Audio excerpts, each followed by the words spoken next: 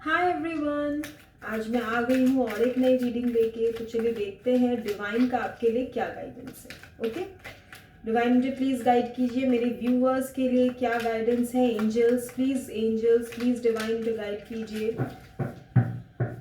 चलिए let's see.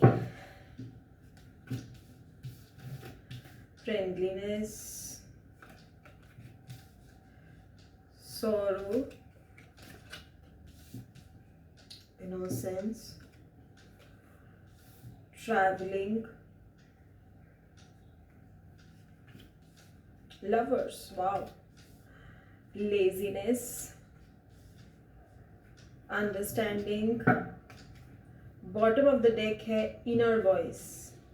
आपको cards दिख रहे हैं ना? ठीक है, सो लेट्स स्टार्ट।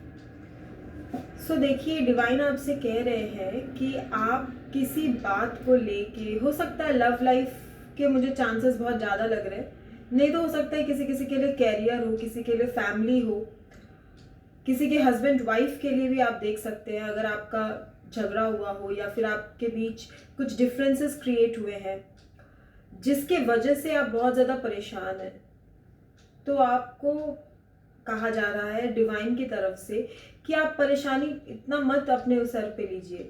आप अपने दोस्तों से मिलिए, फ्रेंडशिप कीजिए, अपने कज़न से मिलिए, अपने बाकी फैमिली मेम्बर्स के साथ एंजॉय कीजिए। आपको थोड़ा सा लाइफ में फ्रेंडलीनेस लाने की ज़रूरत है। अगर आप बिल्कुल अकेले रहते हैं, बैठ के रोते हैं आप, तो ऐसा मत कीजिए। ठीक है, आपको फ्रेंडलीनेस रहने की ज़रूरत है। आप अपने लाइफ में फ्रेंड्स लेकर के आइए, आपके पुराने फ्रेंड्स उनसे रिकनेक्ट करिए, कुछ नए फ्रेंड्स बनाइए। ऐसे जगह जाइए जहां आपको बहुत फ्रेंड्स मिलते हो। जैसे अब आप जिम जा सकते हैं, वहाँ क्या होता है, आप एवरीडे जाते हो, कोई क्लास ज्वाइन कर सकते हो, वहाँ पे आप नए नए लोगों से मिलते हो। अगर ऐसा है तो आप जाइए, नए नए लोगों को अपने लाइफ में लेकर के आइए। जो आप ऐसे अकेले रहते हैं ना, अकेले रहते हैं, सोचते रहते हैं, जो लोग हैं उनसे भी मुझे लग रहा है काफ़ी ऐसे लोग हैं जो ज़्यादा बातचीत नहीं कर रहे हैं, अपने फ्रेंड सर्कल से, अपने फैमिली मेम्बर्स से मिलना अवॉइड करते हैं। तो ऐसा मत कीजिए। ओके, आपको फ्रेंडलीनेस में आने की ज़रूरत है। और अगर ये रीडिंग आप लव लाइफ के लिए देख रहे हैं, कुछ लोग ऐसे हैं जो लव लाइफ के लिए देख रहे हैं, तो उनके लिए भी मैं यही कहूँगी कि आपका जो ये कनेक्शन है आपका किसी से, तो वो देखिए डिवाइनली गाइडेड कनेक्शन है। ठीक है, ये हो सकता है सोलमेट्स हो सकते हैं, ट्विन फ्लेम्स हो सकते हैं, है ना? तो ये जो डिवाइनली गाइडेड कनेक्शन होता है ना, जिसका जिसका है, मैं उनके लिए कह रही हूँ, वो बहुत अप डाउन अपने साथ लेके आता है। ये कोई बहुत आसान कनेक्शन नहीं होता है कि आए और जो है बिल्कुल प्यार में पड़ गए और बिल्कुल हमारा जो है एकदम सब सेट है, ऐसे नहीं होता। फिल्मी प्यार होता ना, वो ये नहीं होता, ऐसा नहीं होता इसमें। तो इसमें जो है आपको बहुत सारे अप डाउन्स देखने को मिलते हैं। बहुत बार करीब आते हैं, बहुत बार दूर जाते हैं, कई बार तो ऐसे कंफ्यूज भी होता था कि समझ में भी नहीं आता कि वो हमसे प्यार करते भी है या नहीं, यस और नो। कभी कभी तो ऐसा लगता है कि बस भगवान हमको निकाल दे इन सब चीज़ों से, ऐसा भी फील होता है। तो ये जो कनेक्शन है ना, ये डिवाइन कनेक्शन होता है। इसमें आपका कोई ज़्यादा बस नहीं चलेगा। अगर आप सोचते हो कि आप कंट्रोल कर लोगे and you will try hard and you will make everything correct, तो ऐसा नहीं होगा। इसमें जो चल रहा है उसको चलने दीजिए। वो चलने के लिए ही आपके लाइफ में आया है, आपको कष्ट देने के लिए आया है, आपको तकलीफें देने के लिए आता है, वो आएगा। सो ये कनेक्शन जो है इतना जल्दी टूटता भी नहीं है, बिकॉज ये पास्ट लाइफ का कनेक्शन होता है। आई डोंट नो आप में से कितने लोग पास्ट लाइफ में यकीन करते हो, बट अगर आप करते हो तो आप ये जान लो कि आप सिर्फ इस लाइफ में नहीं, पिछले कई लाइफ में उनसे मिले हो। ऐसा नहीं है कि आप यहाँ पे आए और फर्स्ट टाइम उनसे मिले, नहीं। ऐसा भी नहीं है कि आप ये कनेक्शन जोड़ लेंगे और आप में इतनी हिम्मत ना आप में है ना उनमें है कि वो कनेक्शन तोड़ लेंगे। ये नहीं हो सकता। ये स्पिरिचुअल कनेक्शंस होते हैं। तो ये आपको कष्ट तकलीफ देने ही लाइफ में आते हैं, मतलब कि आपको सिखाने आते हैं, आपको लाइफ में आगे बढ़ाने आते हैं। ठीक है, तो कई बार ये रिश्ता ऑन ऑफ होगा, टूटेगा, जुड़ेगा, फिर टूटेगा, फिर जुड़ेगा, फिर ऐसे होता है। तो इसीलिए इस कनेक्शन का आपको लाइफ में एक फायदा होगा कि आप देखोगे आप लाइफ में बहुत आगे बढ़ गए हो।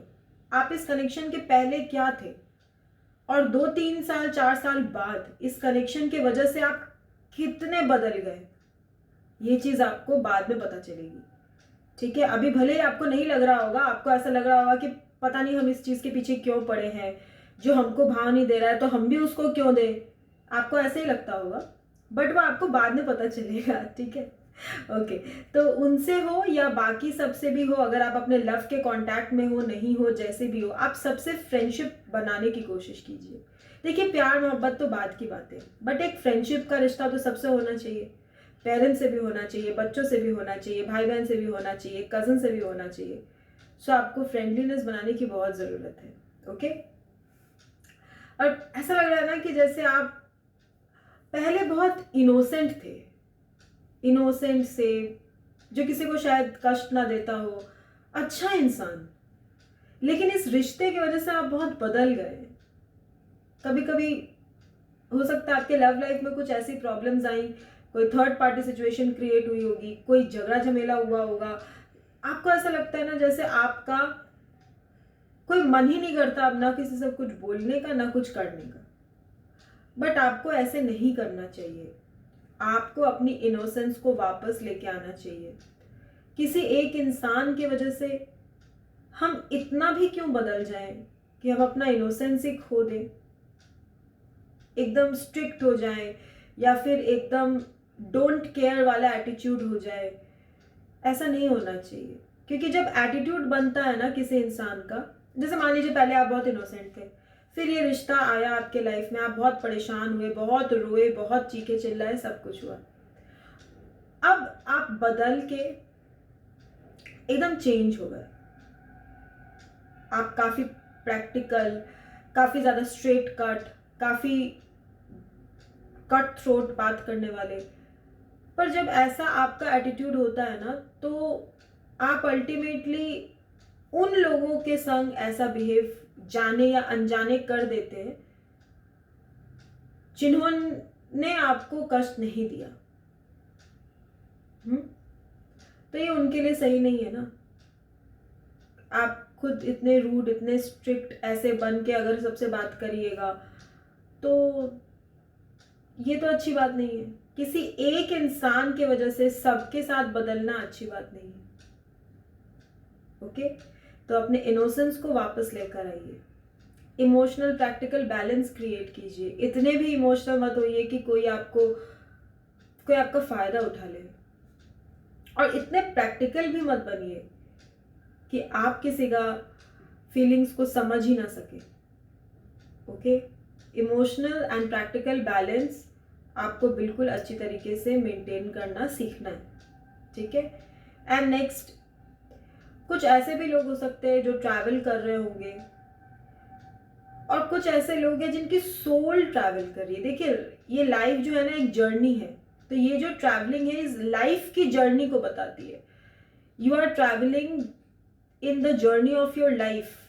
आपकी लाइफ धीरे धीरे आगे बढ़ रही है। भले ही अभी कुछ लोग एकदम स्टक है, आपको ऐसा लगता होगा कि पता नहीं आप इसमें से कैसे बाहर निकलेंगे इस सिचुएशन से, लेकिन कुछ वक्त बाद, मैं आपको बता रही हूँ, 8 से 9 हफ्ता, आप मेरी बात मान लीजिए, इस रीडिंग को देखने से 8 से 9 हफ्ते के बीच, 8-9 हफ्ता मतलब कितना टाइम हुआ बताइए, तो approximately 2 to 3 months, approximately 2.5 months के बाद आप देखोगे आपकी लाइफ कितनी ट्रांसफॉर्म हुई है, आप कितने ट्रांसफॉर्म हुए हो पहले से। तो ये हो रहा है, ये प्रोसेस में, आपको भी समझ में नहीं आ रहा है, आपकी लाइफ चलती जा रही है, चलती जा रही है, तो आप भी चलते जाइए। आपको भले इस वक्त ऐसा लग रहा है कि आप बहुत स्टक हो गए हैं, बट आप स्टक है नहीं, क्योंकि आप इसको देखिए, इस पंछी को ऐसा लगता है कि ये यहाँ पे स्टक हो गई है, लेकिन आसमान तो खुला है और बाकी सारे पंछी भी यहाँ उड़ रहे हैं। तो ये जो स्टकनेस है ना, वो सिर्फ इसके दिमाग में है, एक्चुअल में स्टकनेस नहीं है। और इसी स्टकने के वजह से, स्टक रहने की वजह से आप काफी ज्यादा लेजी भी हो गए। जैसे कि आप एक्सरसाइज नहीं करना चाहते, अपने बॉडी के लिए क्या करना चाहते हैं आप? करना नहीं चाहते, किए हफ्ते में 2 या 3 दिन, फिर रुक गए, अब मन नहीं कर रहा है। कोई काम बाद में टाल देंगे, कहीं जाना हो तो ठीक है सोचते हैं। नहीं, ऐसा मत करिए, अपने लेजीनेस से बाहर निकल जाइए। लेजी बन के क्या होता है लाइफ में? कुछ हासिल हो जाएगा क्या? ये इंसान आपको मिल जाएंगे या आपकी प्रॉब्लम सॉल्व हो जाएगी लेजी बनने से?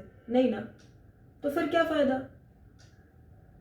एंड इनर वॉइस, एक तरह से ये हाई प्रीस्टेस का भी कार्ड होता है। आप जो भी फैसला करें, आप अपने मन से पूछ के फैसला कीजिए। किसी इंसान, किसी सिचुएशन, किसी बॉस, किसी फैमिली मेंबर के प्रेशर में आके कोई डिसीजन मत लीजिए। ये मेरा आप सबसे रिक्वेस्ट है, ये डिवाइन गाइडेंस है आपके लिए कि आप जो भी डिसीजन लें अपने मन से पूछ कर, बिल्कुल इस सिचुएशन को एकदम बीच से देखने की कोशिश कीजिए। ना तो बहुत ज़्यादा इमोशनल होकर के देखिए, क्योंकि इमोशंस बदल जाते हैं, तो इमोशनल डिसीजन कभी करेक्ट नहीं होता। ना तो बहुत ज़्यादा प्रैक्टिकल होकर के देखिए, क्योंकि तब आप सेल्फिश हो जाते हैं, सिर्फ अपने बारे में सोचना। नहीं, ऐसा भी नहीं। आप इमोशनल और प्रैक्टिकल बैलेंस करके कोई भी डिसीजन या सिचुएशन को देखने की कोशिश कीजिए। जब आप ऐसा करेंगे ना, तो आपकी लाइफ बैलेंस में हो जाएगी।